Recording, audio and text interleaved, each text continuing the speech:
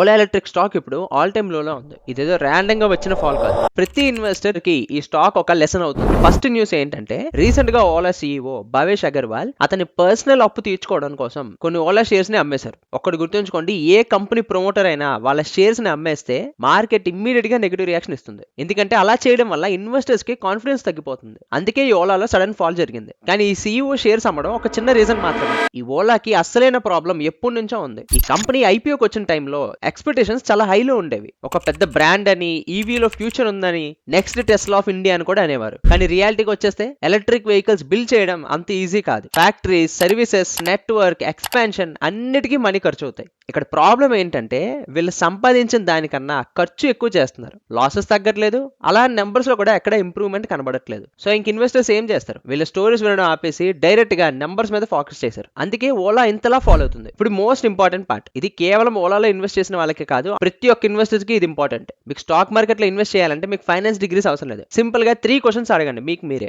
ఒకటి, నిజంగా ఆ కంపెనీ ప్రాఫిట్స్ లో ఉందా? ఇది స్క్రీనర్ అనే వెబ్సైట్ లో క్లియర్ గా మీకు కనబడుతుంది, అక్కడ వెళ్ళి చెక్ చేయండి. Second, losses year on year తగ్గుతున్నాయా లేదా? అండ్ థర్డ్, ఇది ఎవ్రీ 3 months ఒకసారి క్వార్టర్లీ రిజల్ట్స్ రిలీజ్ చేస్తుంది. అవి ఇంప్రూవ్ అవుతున్నాయా లేదా ఫాలో అవుతున్నాయా? గుర్తుంచుకోండి, మీకు ఇవి కూడా తెలియకపోతే మీరు రిస్క్ తీసుకొని ఇన్వెస్ట్మెంట్ పెట్టినట్టే. ఇలాంటి మరిన్ని ఇంట్రెస్టింగ్ వీడియోస్ కోసం ఫైనాన్స్ పాఠశాలని ఫాలో అవ్వండి.